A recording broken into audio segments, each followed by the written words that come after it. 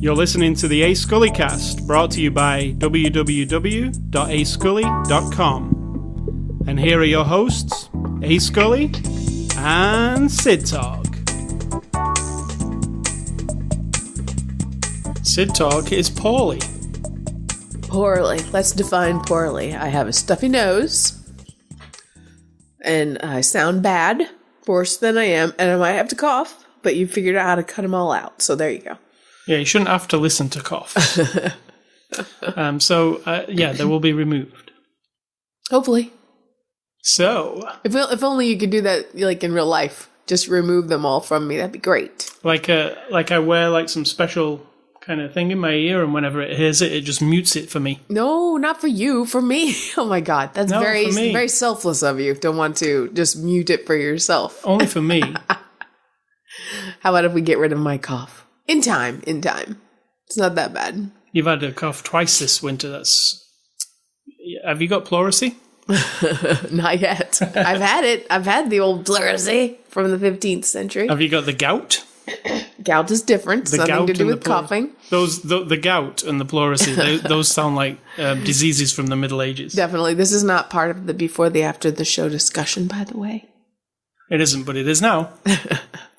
No, this is during the beginning of the show discussion. All right, so moving on to the show. It is Saturday, March the 31st. Happy April Fool's Day tomorrow. We don't ever do an April Fool's, so we won't trick you during this show. You want me to tell them why? Because Why? It's stupid. Yeah, it's stupid. Easter Day and April Fool's is on the same day, so we could trick some Christians. Let's not. It's Saturday, March the 31st. This is after the show. We are a movie review podcast. And this week, on episode 524, we are looking at Phantom Thread, a 2017 movie, releases on Blu-ray on April the 10th, 2018. So we got this a couple of weeks early. But because it is from my favourite director, Paul Thomas Anderson, we're reviewing it early. So it's a rated R, and it is for language, apparently. R for language. And it's from our friends at Universal. And Cidtalk will give you the quick synopsis of Phantom Thread. No, I think you should. It's like the Phantom Menace. It's not. There's my synopsis. My synopsis is, it's about a man in the 1950s England who's a fashion designer, like a couture designer. And it is the story of a portion of his life and a look into his... Is this a synopsis, or is this just you telling us the movie? A look into his psyche. That's the synopsis. Here's my synopsis. It's about a guy who's obsessive. And what happens when you're obsessive about what you do. I think my synopsis was better. Yeah. All right, so this is the brand new film from Paul Thomas Anderson, my favourite movie director. So... Truly the favourite of them all. Of all movie directors. Yeah, I have no other that is better. So, and you might say, well, you're just going to love this movie because you love Paul Thomas Anderson and you love all his movies. No, because I will say Inherent Vice, his last movie, I did not love or enjoy. That is true. I am optimistic going into one of his films, but I know that I'm probably not going to like all of them. So this one, Phantom Thread, I think Paul Thomas Anderson is back on form. What do you think? I mean, I didn't dislike Inherent Vice as much as you did, but this feels more like it's coming from his gut. Inherent Vice, because it was a previously existing book, and a book that was, people said, there's no way that book could be filmed because it is too out there. Similar to Fear and Loathing in Las Vegas, which actually people said, you could never make that into a film. And Inherent Vice, he did turn it into a film, but I don't think it made a whole lot of sense. It didn't to me anyway. Maybe I needed more drugs that day. What do you think? Do you think that he just took that one on because it's like, if anybody can do it, I can do it, because I'm kind of weird and different? He's just he was a big fan of Thomas Pinchot, the guy who wrote that book. Right. And it was a favourite book of his. It's a very, scholarly, intellectual type book.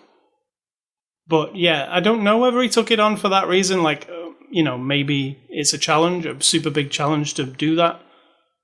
But it didn't work for me at all. Like, it was really messy. Did you not think? Do you think it hurts his feelings that you didn't like it? I don't think he knows. But it was pretty messy. I think for this one, it sort of like snapped you right back to why you love Magnolia and Punch Drunk Love. Or The Master. Exactly. It reminds me of The Master, more of it, like Paul Thomas Anderson's really like progressed over time, I think. He started off with more commercial movies than what he does now. And he kind of, as he got older, got more and more into the artistic, style of filmmaking, I guess. And The Master, which was also set in the 1950s, had a lot of the feel of this movie. Like, it felt, the way it was filmed, the music. So this one reminded me, it was closer to The Master than anything for me. And I really, really love The Master. But this one in particular being about the, dressmaking business, I wasn't sure what to think. It's like, I was like, is that an interesting thing? Like, but it's not really about the dressmaking business. It's about this guy.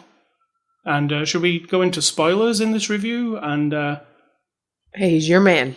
Yeah, well, there'll be spoilers. So if you've not seen it yet, go and see it. Come back, listen to what we have to say. Or if you're not going to see it, listen to what we have to say. But it's just about this guy. And I was going to say, does everything seem normal at the beginning? No. What do you mean? When we first introduced to him, does he seem off in any way at the beginning? I don't know what you mean. Like, there's something off about this guy. Reynolds Woodcock. He has got a social awkwardness to him, but he's in a position, he's in like a, people worship him because he's this fashion designer, I guess. But if you're close to him, there is something a bit fishy about him, right? I don't know what you mean. I think that... I mean, you do. There's nothing off about... Well, no, because there's nothing off about him. He's just... He's awkward. He's expected, though. Socially awkward. Well, we're introduced to a world where everybody's really snotty and really uppity. And so he doesn't stand out. He just fits into that to me. And that in order to maintain that, whatever it is, he doesn't seem out of place in that. I mean, he's not trying to be anything. He is what he is, right? Right, but he fits into that world of this ultra... aristocrat type. Yeah, and like it's sort of like high class to have this moody, intense genius making your clothes. Like that. That's how it felt. So he didn't seem odd or weird to me at all. Then again, I have known people similar to him. So he didn't seem that... like foreign behaviors to me. I mean, one of the first scenes we saw of him was his romantic interest at that point was kind of being dismissed like an employee. Yeah. Like, my romantic interest with you is done, so goodbye, kind of. But in an awkward, he a roundabout way he does it. He's not straight up telling her that. She's being told like an employee. It's like she's clocking off now. And then, he meets another girl. And this girl's slightly different, I guess, to all the other girls. Would you say? She's got a bit more about her. Like, there's a lot of these... Not to his knowledge, she doesn't. No, not yet. She's just like... We'll find out. Everybody else that he's ever eyeballed and decided, oh yes, here's someone I can work with. Here's someone I can mold. Here's someone I can probably draw into my little web and be difficult with them and then throw them away just like everybody else. Because, I mean, he literally he's very... I mean, it doesn't come off that way. We're talking about like it's overt. It's extremely subtle. There is none of this spoken at all. And in fact, it's like a 10-second thing where he sits down at a table, looks up and sees her across the room and boom, you're in. But it's as if he's looking at the same woman he's looked at 50 times before and he's going to cycle through this person just like he does. Yeah, it's like... From her point of view, we don't know yet. But it's like a ritual. He takes her to his house. Yeah. He measures her for a dress. Yeah, there's like a grooming of sorts, but she makes it very clear from the very beginning. Whatever you do, be very careful. Yeah. I mean, that's like the sign you're just like, right, she's not what he thinks. So that was, to me, like, okay, here we go. Because we don't see all the other women, but you get the idea that he picks like a particular type, molds her to exactly what he wants, gets bored eventually, and then just tosses them away, right? That more than likely he picks them because of their body shape. Yeah. And because he can make a dress, or, I mean, it just seems that way. That's also not spoken, but it just feels like he's looking for the perfect shape. Yeah, he is. It's and the problem with that is it comes at a cost. Yeah, and when I say gets bored and tosses them away, he actually, thinking about it, doesn't get bored and tosses them away. They irritate him in one way or another. Too much that he can't deal with it anymore. So he gets rid of them. Because, this girl is kind of noisy while she's eating. I mean, it didn't bother me at all, but... Of course it doesn't. It was overly, This is where I have to say that I completely identify with this character. And it makes me feel good to know that someone wrote this character knowing that there is a thing about listening to people eat their food and scratch their plate and cut their toast and gulp and swallow and all the little shit. It just makes you, it's almost like for me, it fills my head to the point of I can't hear anything else in the world. It's like the volume on those things go up so loud, and it's not the sound. It's just, I don't even know how to describe it. And I was like, I know he's psychotic and everything, kind of, but I totally identify with him. Not really psychotic, is he, though? But no, sorry, not psychotic. No. He's more like really picky, neurotic, yeah. And I completely understand. And so when they're making the sounds, I was like, yep, that does make me crazy. I like how she also from her side of things, where she said, perhaps you're concentrating on it too much. Like, she questions him back a lot. Yeah, I like that about her. And I think that is a thing that doesn't normally happen, because Cyril, when you see her face change, at the table, it's like, how's he going to respond to this? Yeah, like, oh wow, that's a new one. Yeah, that she's answering him back. So yeah, she's a bit more of a challenge than the other ladies, and it develops into it's like an odd relationship, isn't it? Each one needs each other. Definitely. Yeah, it's not very. Or it's the perfect relationship. You have to you look at it through a different lens. Yeah, either that. It gets really strange. It does go to a strange place. So you want to explain the strange place it goes to? Are we doing the spoiler? Yeah, we are. Okay. The strangeness is, if you haven't already read about this movie, that at some point she doesn't like it when he gets a bit too uppity with her, like the high-strung, fussy, like, I'm working, at breakfast when he's trying to draw his little sketches and stuff.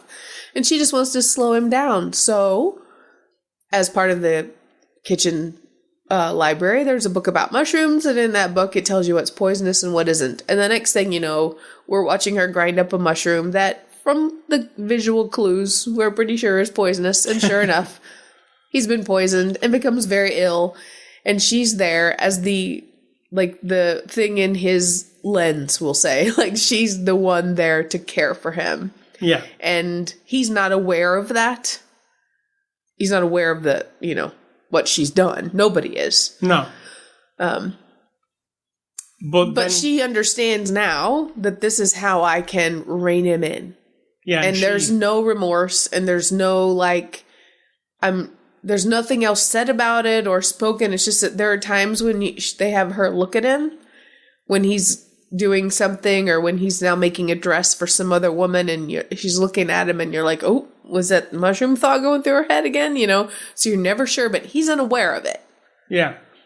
So starting out, he's fully aware that at any moment he could just ditch her. He could just turn into his selfish prima donna self and turn off all the emotions and get rid of her, right? He thinks he's got a leg up, when in fact she's the one that could literally just knock him down in an instant. So that's where I think it's an interesting dynamic. Kind of reminded me of, what's the one with, I think it's Ben Affleck, Gone Girl? Yeah. Is it Gone Girl or She's Gone? Gone Girl. David Fincher. Yes. Where it's like this weird relationship and, kind of didn't put me in mind of that stylistically wise, but kind of yeah, but this one is a poisonous relationship, literally, right? Literally, yeah. So you could, she is she the psychotic one, and is he the, like, you don't poison somebody. That's actually that's crossing a line, isn't it? He doesn't do anything that bad. True. He's just a bit of an ass sometimes.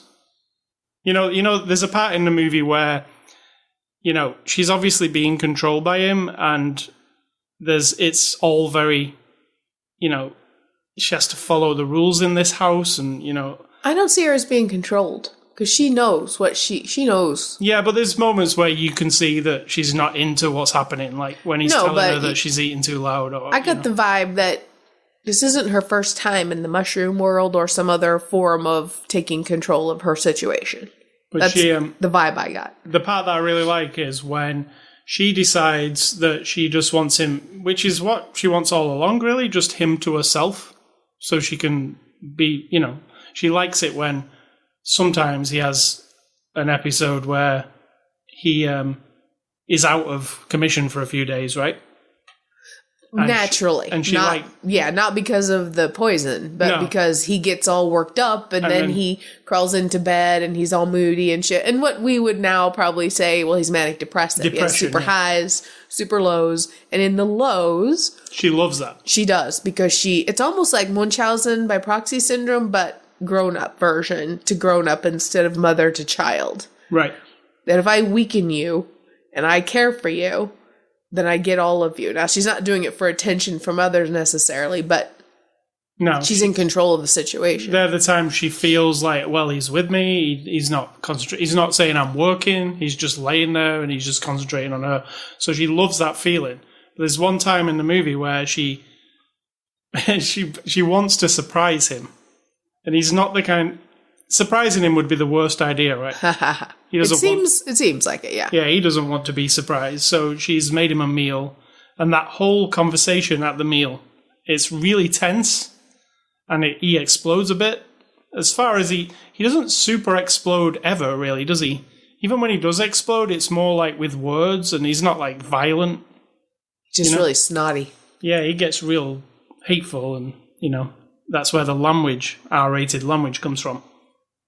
But that scene, I love that scene. That was my favourite scene in the movie, where she thinks, well, I can have this surprise meal for him, but in the back of her mind, she's also probably like, no, this isn't going to work because everybody else is telling me that.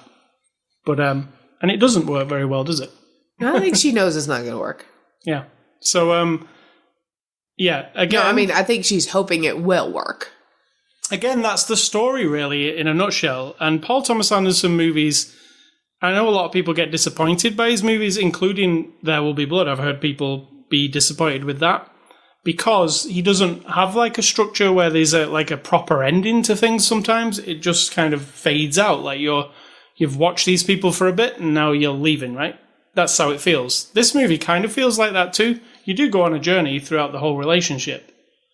But don't expect like some Hollywood ending on the end of this, because that's not the kind of movie it is, right? But artistically, this, like all Paul Thomas Anderson movies, the Johnny Greenwood did the score. He's from Radiohead, and it's all classical music in this movie, and it is almost the star of the movie, I think. How it sounds. Do you agree? No, but I understand where you're coming from. Like, that music adds so much to this movie, right? It does, absolutely. Because it never stops, really, the music. It's always there. Well, that's like Magnolia. Yeah, and like any of them. Boogie Nights is the same, and Punch Drunk Love especially, where the music is almost, sometimes it's just percussion in the background, and it's building to something, and you can feel the scene building to something, and you can feel the music doing the same thing. It's not like an obvious cue as to what's going to happen. It's just there, and sometimes it's irritating, but it's supposed to be, and sometimes it's beautiful. Like the end theme, what plays over the credits. That's an amazing piece of music. Like, oh yeah. If it's an orchestral score, but it's just really like big and really adds to all the scenes. And it's that from the moment the film starts to the end, you're always hearing something in this score. So I really love that. And he's worked with Johnny Greenwood on all of the films, I think. And it's always a good move. Cinematography, he did it himself this time, didn't hire a cinematographer. What did you think of cinematography? Beautiful. Like usual, right? Yeah, beautiful. Like I'm not trying to use this word lightly, but it's sort of entrancing. Like...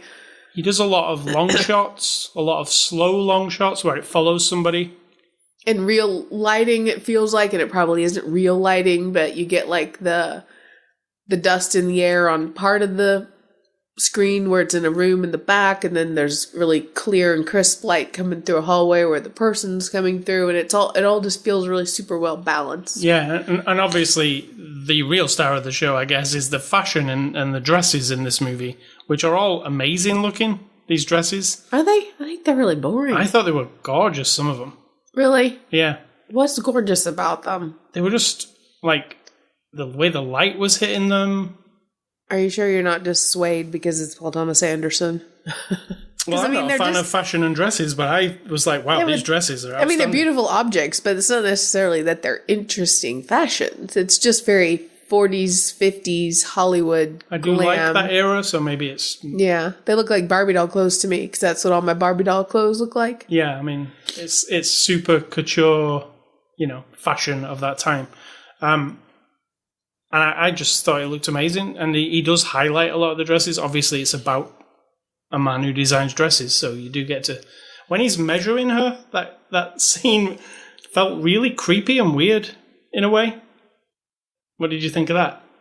Say again? Which scene? The scene when he's measuring her. Yeah. When he takes her back. It's obviously not creepy, because she's there, Cyril, and he's doing the measuring. It's a little... But it feels really intimate, and it feels a bit like he's almost crossing the line a little bit. Like, oh no, it just feels like something he's done a million times before. As every time he puts the tape measure on and pulls it down and does a measurement, it's almost like I'm getting closer and closer to you being my property. Like each piece of each number that goes down on Cyril's paper. Once you get to the end there, that's it. You're in, and you're booked in. You're logged in. You're mine now. That's how I felt that whole scene was going, and it was really like, and she was handling it really well. But then there was a moment where she was like, oh, what is going on here? Like, who is this woman who's just turned up? And what is really happening? But yeah, there's a lot of scenes like that where they feel super tense, and it almost, you want to be on the edge of your seat because you're like, what is going to happen here? Like, who, is it? Because you don't really know either how far he's going to go. He seems like he's going to lose his temper kind of a lot, right? Yeah. But the whole thing feels that there's like a string of tension right under every single scene, I think. Yeah, but you don't exactly know how far he's ever going to go or what this movie really is. Is this movie like a movie about a guy who gets to the end of his tether and goes crazy and starts killing people? Or is this just like a... See, maybe that's the trick, because that's not what happens. Right, exactly. But you don't know, do you? I mean, at any moment, you're like, this guy's just going to flip and something bad's going to happen here. So, yeah, that's why I was on the edge of my seat, because I wasn't sure how far it was going to go. I didn't really know. I've seen the trailer to this movie, but it doesn't give anything away, really. But you're also pulling a little bit of There Will Be Blood, because that's, you know, another spoilers, but his character, Daniel Day-Lewis's character in that one, is a guy that you feel like constantly, and rightfully so, could lose his shit and be very destructive. Actually lose his shit and murder you kind of guy, yeah. But yeah, that's where I was kind of drawing from, I think. Well, Paul Thomas Anderson has done this kind of thing with Daniel Day-Lewis before, so maybe it will go really far. But interestingly, it doesn't go to the violent side of things. It goes to a more weird and poisonous place. My favorite scene is when he's at the table with Cyril, his assistant lady, or whatever she is. And she's a woodcock, so she's not a woodcock. Cyril Woodcock, she was called. Was she? Yeah. Maybe that was his sister. That's what I thought. I thought it was his sister. Right. I mean, it's never clarified that she is. No. And he did call her Mrs. Woodcock, but then the other woman answered yes, and she wasn't a Mrs. Woodcock yet either. Right. I thought, here's separate from my favorite scene, I thought at that moment, I was like, maybe he's married to her. And this is just their weird thing that they do. I did actually think that, personally, myself. My favorite scene is when Cyril and him are at the table, and he starts to give her some shit, and she says, you do not want to get into a thing with me, because I will cut you down, and you'll be the one on the floor. And I was like, oh my God. Yeah. I've actually said shit like that to people. Don't start with me if you want a verbal altercation, because I will win. Yeah. I can be hateful and horrible and disgusting, and I'm not proud of it. It's just that, and she said that in this really dignified, like, it's happened before kind of way. And he looked at her as though, oh yes, I shouldn't really mess with you. Kind of, that was the look on his face. Yeah, or more distraction. I don't need this right now. Yeah. Yeah, but it is a good character study of this guy and the people around him and how they all adapt to him. Like the whole place, everybody is pandering to him. Correct. They're acting like he needs them to act. Even his employees, these ladies who sew dresses, they're very quiet. They're very polite. They don't heads down. Yeah, they don't ask him anything. Their faces are down. It's very controlled environment, and all because of his And yet he's very friendly with them all. He's never abrupt with any of them, ever. He says good morning to everyone. He knows all their names. But there is this unwritten thing where maybe something has blown up in the past. Yeah. Everybody just knows he goes crazy or something. But yeah. It's a really intricate character study, really, I think. And so, yeah, talking of characters, I only really listed 3 characters because this movie really does center around these 3 people. Daniel Day-Lewis as Reynolds Woodcock. So what is your thought of Daniel Day-Lewis in general? In general, I'm always completely in it with him. Like, I get it. I get the character he's doing comes out, right, as that person. However, there's also an extreme sameness through them all. And I know that he does the method thing and he tries super hard for each man to be who they are. It's like that's a personality. But when you watch them all and you zoom out, there's a sameness about everybody. The intensity, their behaviors, and like this guy is much more subtle until he gets a little bit pressed and he's got different mannerisms, but there's still a certain, like, I'm watching Daniel Day-Lewis be intensely this guy. Right.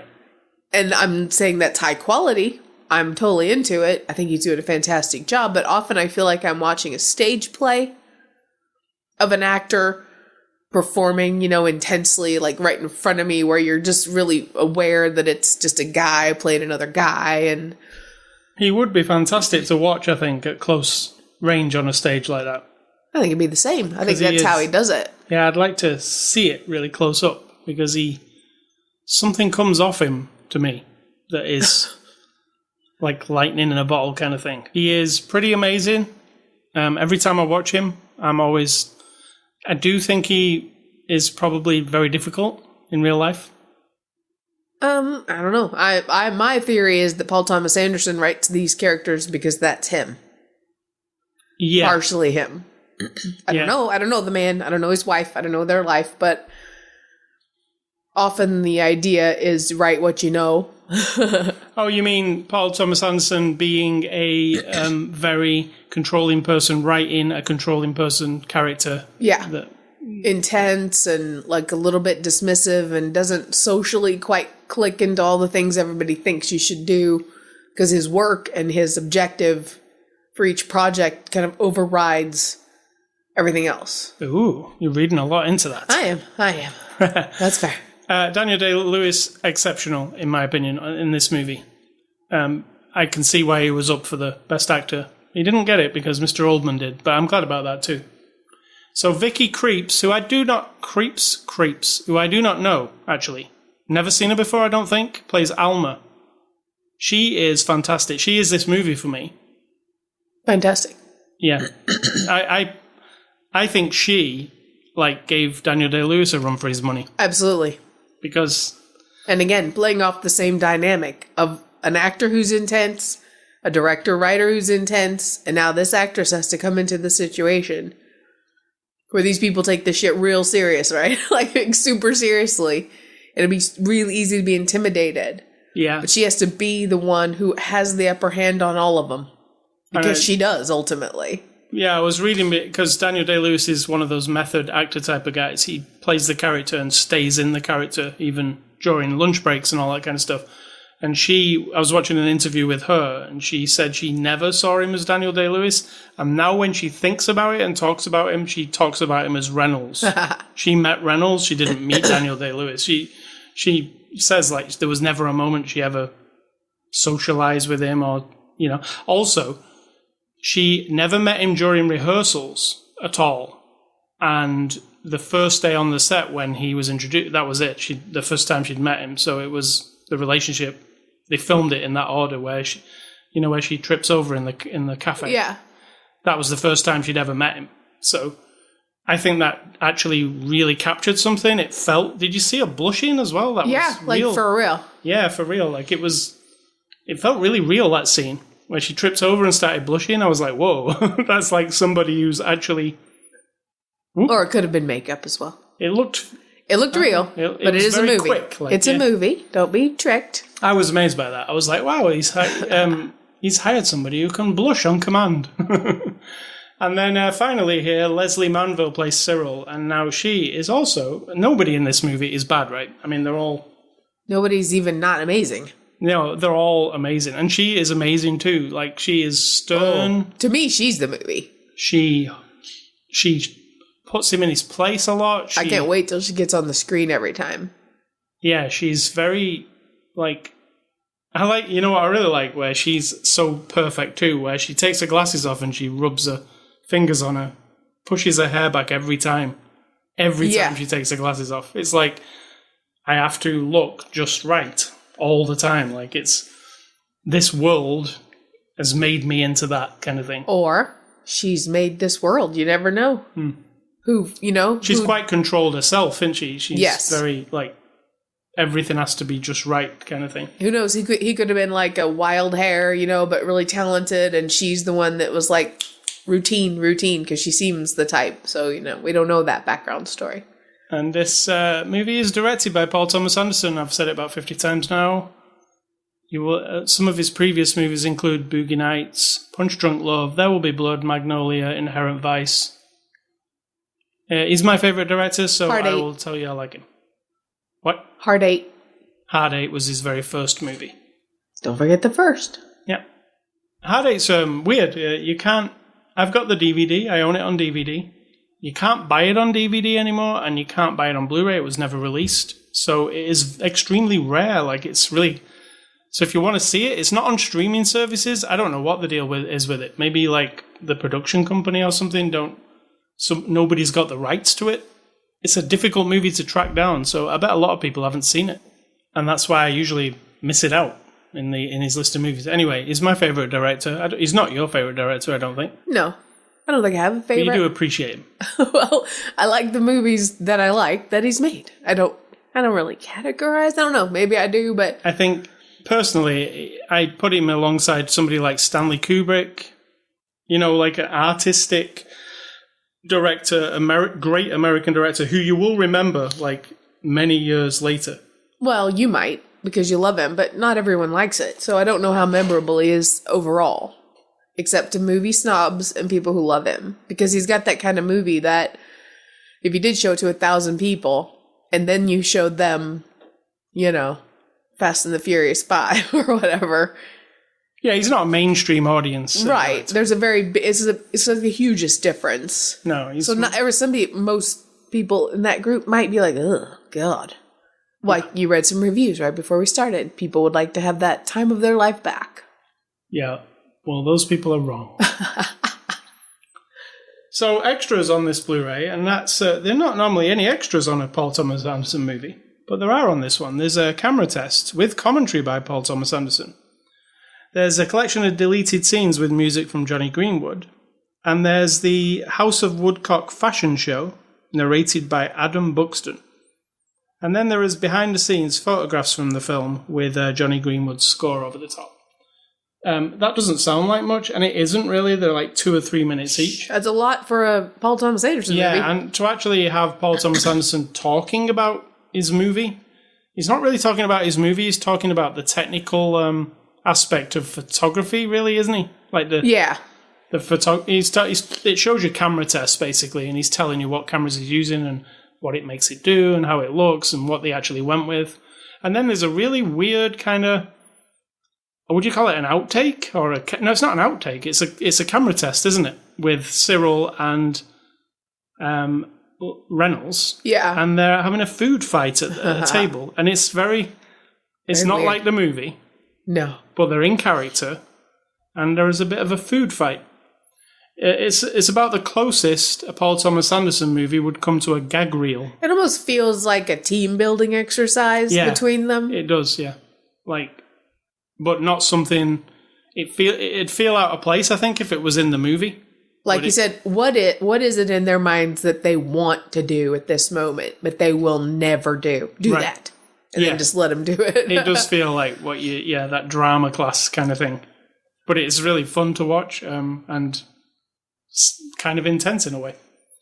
So, thanks to Universal for the Blu-ray Phantom Thread. It is out on the 10th of April, and I highly recommend you pick it up. What about you? I think it's an amazing movie watching experience. I would not recommend it to everyone. And neither would I, being a massive fan of this guy and a massive fan of this film now. I wouldn't recommend it to everyone either. But if you are so inclined, and you do like other Paul Thomas Anderson movies, that kind of movie. Or there's like Malick and, this sort of, or like Fish Tank and Andrea Arnold. My recommendations, which I'll go ahead and throw out there, like Assassination of Jesse James by the Coward, whatever. It's got that sort of like Robert Ford. Yeah, and Lost River, which we watched a while back. But there's a certain unexplainable dreaminess about them. If you like them, you may or may not get into it, but it's got that kind of vibe. And my recommendations are two of Paul Thomas Anderson's movies, Magnolia, which is actually my favourite one, and The Master, with the late Philip Seymour Hoffman, who is awesome in that movie, I have to say. And it's highly recommended, The Master. It's the closest to Phantom Thread, I think, in style. Oh, I disagree, but there you go. It's not dreamy like this. The filmmaking style is very similar. A lot of really up on people, real close to them. Yeah, but the vibe is very different. I was just thinking the way it was filmed more than... Because Paul Thomas Anderson's definitely evolved. Go back and watch Boogie Nights. It's not...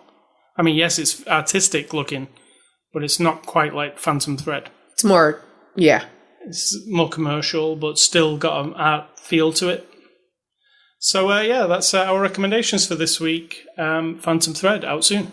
Games and Ascully stuff. I've been playing some Far Cry 5 this week, the new Far Cry game.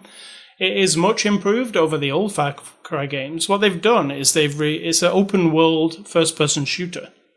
And this time, all the other ones have been in exotic locations, such as, like the jungles and just real exotic places. Now, this time, Far Cry 5, they say Far Cry 5 comes home because it takes place in Montana in America.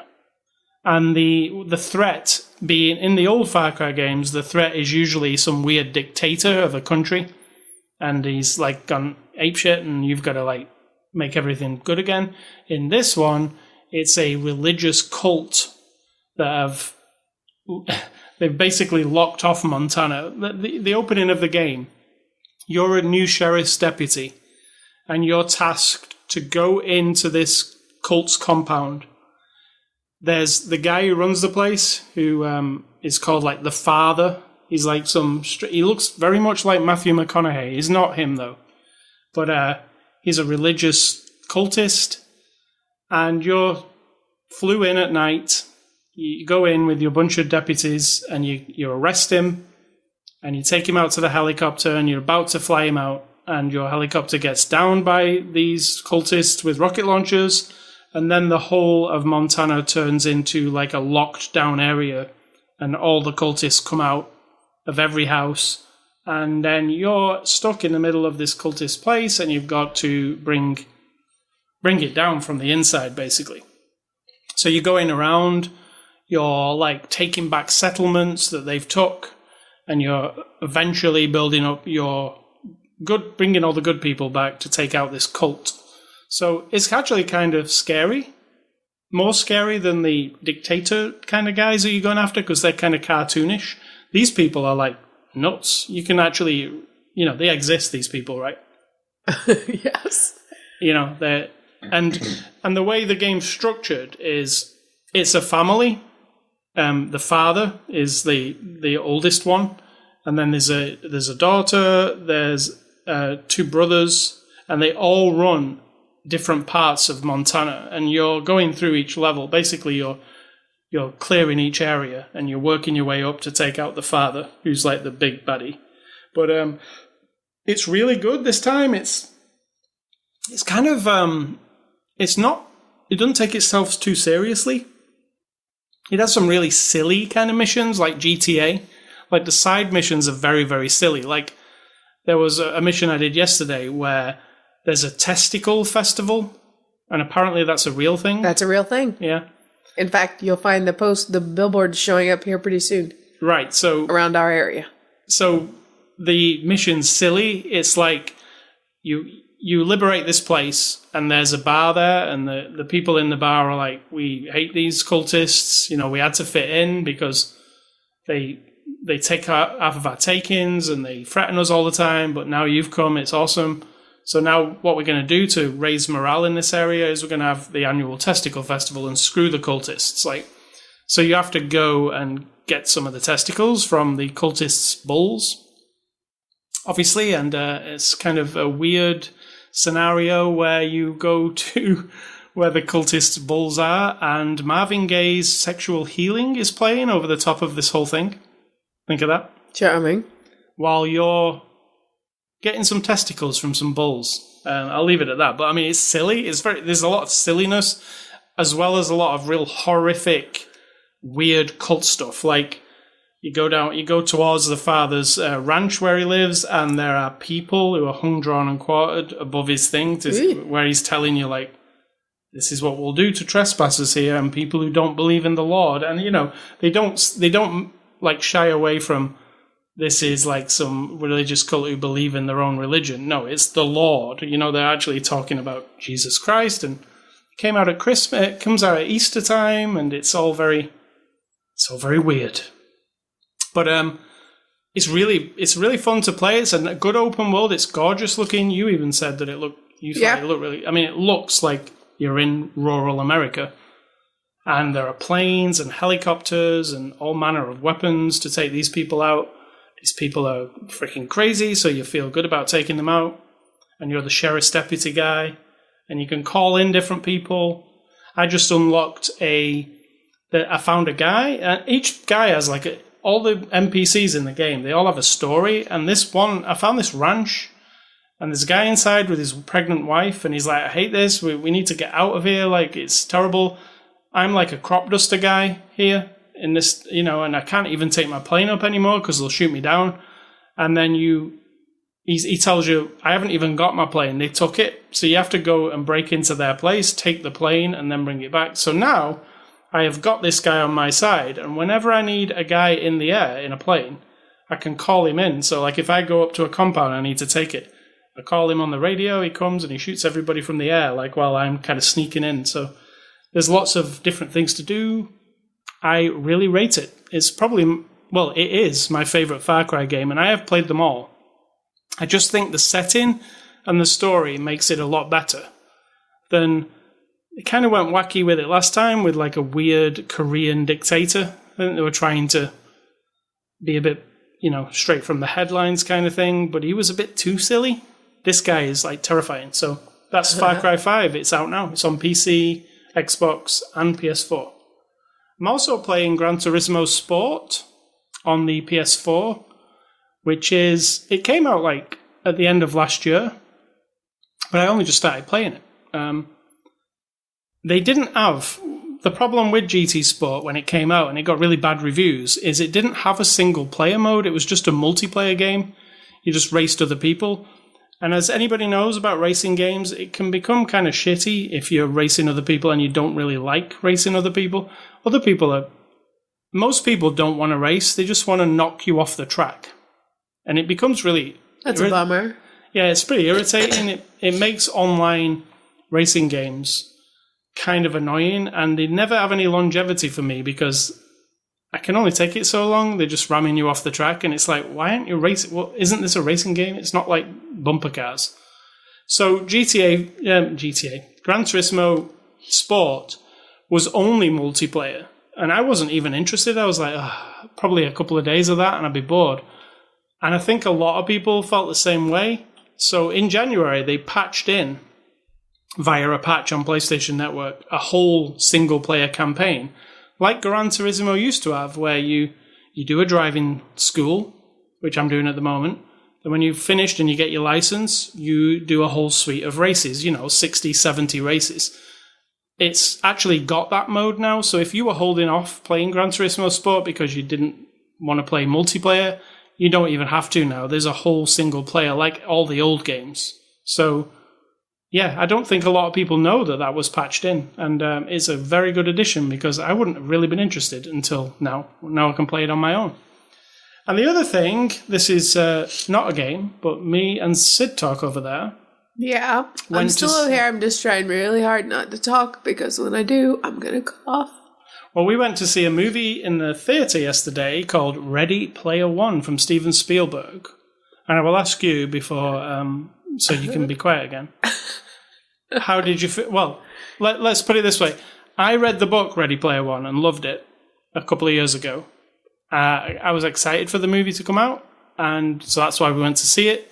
And you never read the book, but you do know some things from what I told you. Yeah, a couple. How did the movie play for you as a not read the book type person? I wouldn't even consider the book at all, so that's irrelevant. So it was just a movie, and I had a good time. That's really all I can say about it. I mean, I thought it was fun. It's fun. It didn't do the thing for me that I can tell the book did for you and other people who did read the book. And I'm just saying from your reaction to the book, this like flood of nostalgia. And as you read passages to me and stuff, I didn't really get that as much. It all kind of blended. It was almost kind of like Wreck-It Ralph, where it had a lot of things, but then when you get to the part where they go to the gummy land or whatever it's called, it kind of loses that. I'd actually compare it to Wreck-It Ralph quite a bit, the way it was. But I had a good time. Yeah. So don't get me wrong, I had a really good time. I loved it. To me, it's super entertaining, and you have to balance. Today we saw a movie that I don't know if you'd call it entertaining, but it entertained me, and it kind of elevates you for a minute and makes you like, think about things, and you're kind of wrapped in it, whereas an entertainment movie full on just sort of slaps you in the face and like good time, and that's it. I mean, I'm fine with that. And as a fan of the book Ready Player One, I didn't expect the movie to be the book. I never do. It's never. You'll be disappointed if you think of it that way, right? Oh, absolutely. Well, I mean, you just shouldn't anyway. It's stupid. Yeah, I never do anyway for that. It's like any comparison of telling a story in two different forms. It's illogical. It doesn't even make sense. It's like if you want the book to be the book, read the book, or become a really good director and a really good Hollywood person and go do it yourself, or just think of them as two different things. The book will never change. No. The book will never change. And also things like A New Hope will never change just because you don't like later episodes. Like, it's ridiculous to me. People waste so much of their life on that bullshit. I think Steven Spielberg did a good job of I can see why they changed what they changed, because on the big screen, they change, like, at the beginning of the movie, there's a big race. Like Mario Kart, basically, like a big race in cars. And that doesn't exist in the book. And I can see why they changed it, because it's more visually interesting than what really happens in the book. And it plays well as a movie, an action movie. And that race gives you the opportunity to put lots of cultural references. King Kong, Yeah. all those things. The DeLorean gets to be the star for a while. The A-Team van, the monster truck. They're done well. They're done well. I was totally like, oh, that King Kong was better than Peter Jackson's King Kong, to be honest. And it made sense, because when he solved how to get the key, which I won't spoil, that is an actual video game thing. It even though it wasn't in the book, it felt like it came from the book. So I have no problem with that. And people are like, well, the first key was so much fun. But what actually happens for the first key is he plays an arcade game. He plays a perfect game of an arcade game. I feel like that would not be that visually interesting, Yeah. They do a thing in the book where he goes... It's about virtual reality. This we haven't explained. Ready Player One's a virtual reality thing. It takes place inside a virtual world. But they do a thing in the book where he has to go inside movies that we know and be the star of the movie and not mess up. So that's the main part of the whole book? No, that's just a portion. One of the keys is... So that's the book. This isn't the movie. Right. In the book, he has to... War Games is the actual movie, because for obvious reasons. But what's the movie? It's the important thing, right? Yeah, War Games. No, the movie has no War Games in it. No, I'm saying, so in the book, he has to go into a movie and act as the lead character of the movie and not mess up to unlock the key, right? In the movie is different. But I feel like what they did in the movie works for the movie, because they used a movie. I won't spoil what movie it is. And the characters enter that movie, but they don't have to act as though they're in that movie. No. That movie's the level for them to navigate. Yeah, it's just happening around them. Right.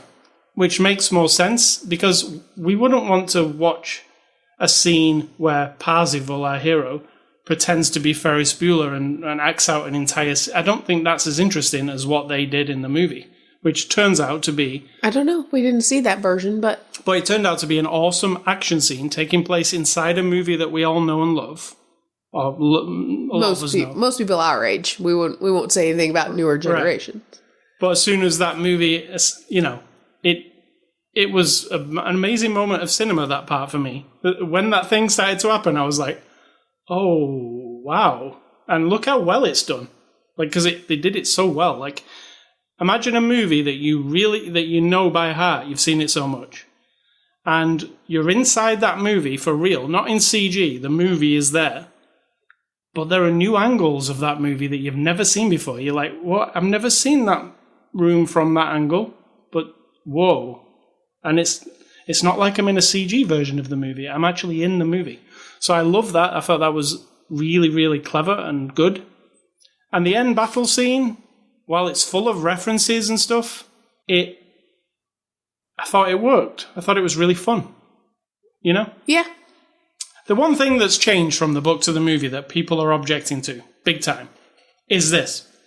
In the book, Parzival, our hero, doesn't actually see Artemis until the very final page, right? Are you spoiling the book now for everybody? Well, it's a book that's been out for years, right? So right. He doesn't see, her physically never sees her until the end. In the movie, he actually sees her quite early on, right? People who read the book who said that loses all that moment of the reveal of her. Right. But I don't think it did. I think it worked in the way the movie's structured. It made sense for him to meet her at that point, But the thing about her, I would have rather have been like morbidly obese or something. What are you saying? Her, like, I think it was that shitty Hollywood thing of like, oh, she's got... So morbidly obese would be the thing that everyone would assume is horribly unattractive, and therefore, if he loved her, that would be fine. Yeah, or like, she's got like she's got like a weird, like a facial disfigurement that is actually more than what she has. You get what I mean? Like, something where you'd go, oh, she's... Yeah, you're saying if someone's obese, they're horribly disgusting. No, I just mean like... Yeah, that's what you mean. Somebody who's like... That you'd be shocked that he would fall in love with her. Or how about like an old lady? Right. Because a lot of this Oasis thing is about, well, people we meet online in the Oasis. Who knows what they are on the outside? They even mention that a couple of times, right? Absolutely, because it's a thing, it's a tool in the movie. So how about she's like a 77-year-old lady? Like, or something like that. But she's not in the book. No, but she's more disfigured than she... Like, in this movie... Why not just match that disfigurement? In this movie, they don't match anything. She's a very attractive young girl, right? Yeah. She's got a birthmark that you can only notice if she lifts it and they zoom in on it, really. Yeah. It's not actually that bad. So, yeah, that was the part where I was like, oh, that's a bit Hollywoody. The other thing as Hollywoody for me was the ninja character. And, you know, the young boy and the other guy, that felt almost to me like, yeah, it felt like Chinese characters for a Chinese audience, similar to the way Transformers tries to do that too. It feels really condescending a little bit. It's like, hey, China, or those parts of the world, Asia, you know, you're in our movies too, but you don't get a proper part. You're just like a small, like... Yeah, but how is it... I mean, the story is written in a way that they are what they are. Yeah, they are. They are actually in the book, those two guys, but they didn't really flesh them out much. And right. They're a big part of the book. Like, I mean, you didn't really get much chance to know them, I don't think, in this. But I really liked it as far as... Somebody put it really well yesterday to me. They said they loved the book, so therefore they really like the movie. Like, because you can never level them. It'll never be level with your imagination versus something that somebody puts up there for you to look at. It's never going to really match. I don't know. I mean, it never has in my entire life, so, you know. I do like Ready Player One, let's face it, it's Charlie and the Chocolate Factory, but the virtual reality version. I mean, come on. Right? That's what it is. I mean, there's no denying that. But it's just Steven Spielberg did it really well, I think. It's a big, epic movie that is a lot of fun. It does have that kind of Spielberg ending. Did you not feel? Oh, yeah. God, yeah. It just felt very, it's real on the nose. It was very of its time. Yeah. Definitely. Yeah. But it is a lot of fun. Just don't, if you've read the book, just forget the book. This is a movie. It's not the book. Correct. Always think that way. But I did enjoy it. I won't fault it, because I thought it worked well as a screenplay. Plus, Ernest Cline wrote this screenplay, remember, people? This is the guy who wrote the book. He wrote the screenplay. It's his story. He can do what he wants. Yeah. Just like midichlorians, they can do what they want. They wrote it. I think they did a fine job. I liked everybody who was in it. And I didn't come out going, oh, God, I'm picking it apart, because there was plenty to love. So that's Ready Player One. We'll actually review it on Blu-ray in a few months when it comes out. Talk about it more in depth then. But suffice to say, I enjoyed it. And so did you. Yes, I did. So what is for dinner today? Tonight will most likely be something ordered and delivered and or driven through, because I really don't want to make anything. Pizza, did you say? Pizza sounds kind of good, actually. Yeah, it does. Okay, pizza it is. It'll be Papa John's, because I already have an account and I can just go click it. And I mean, that's the best one, right? I haven't had pizza in a while and I can't really taste anything, so I'll just get something plain, you know. Your pizza will taste like snot anyway. All I've had all day is soup. So. Snot pizza. And we're not having snot pizza. Don't gross everybody out. And what's your advice? My advice keep it short so you don't cough. It's very short. This movie brings it up, and I'm not saying this movie's version of this relationship is a positive, healthy relationship, obviously. However, we don't all live or want or need a fictional kind of romance. You know, we're just creatures on the planet. We bond with each other in one way or another. Parent, child, child, parent, friends we meet, spouses we meet. But we don't need to live in fictional romance. Like, everything doesn't have to be like, you know, when you watch this story and you're like, well, there's no way. That's not love. I don't disagree with that. But if two people are effed up enough to stick with each other, way, right? They both fit each other. I don't know what love is. I don't know that love exists even. I think it's just what we call this. I know you love me, but I don't know if it exists. It's not like a thing. It's just that you and I don't want to be away from each other. And I appreciate things about you that I probably wouldn't appreciate in other people. Or that I can't tolerate in other people. See, I'm the person who has very little feelings. I'm either at the high end of the range where something just gets me so hard that it's like, ugh, just cuts me. Or I'm at the low range where I'm just like, nothing actually matters, people. Just get on with being alive. Nothing is emotional. Right? I'm not like in the middle. I'm not wishy-washy.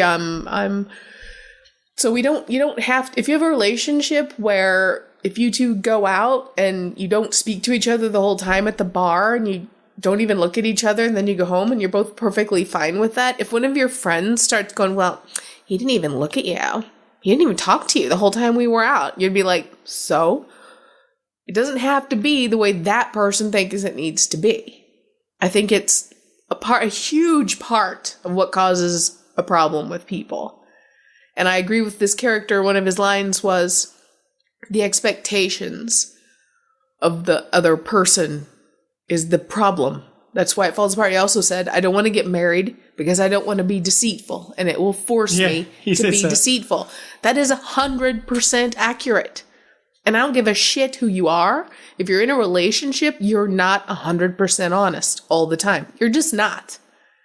Because if the other person says or does something and you're just too tired to deal with it, or if it annoys you or you disagree with it, there's going to come a day and a time when all of a sudden you're hiding what you really think and feel. And you might think you're just being kind and, you know, it's better to like be kind than be right. All that bullshit. Well, you're lying. It's deception. And you've just built a relationship on deceit. We all do it. I'm not excluding myself. I'm saying that that's the way it is. So I don't see love in this fictional romantic way. And so I think if people think, why don't I get it? Why don't I care if my wife like dances on the dance floor with other dudes? I mean, I know she's not going to do anything, but all my friends are looking at me like, dude, you better, and her friends are bitching about it, but we're cool with it. So why do I have to? Am I doing something wrong? No. It depends on the circumstance, but I just think fictional romance is from poetry and songs and movies and stories that have been written since humans have been writing stories because we love it.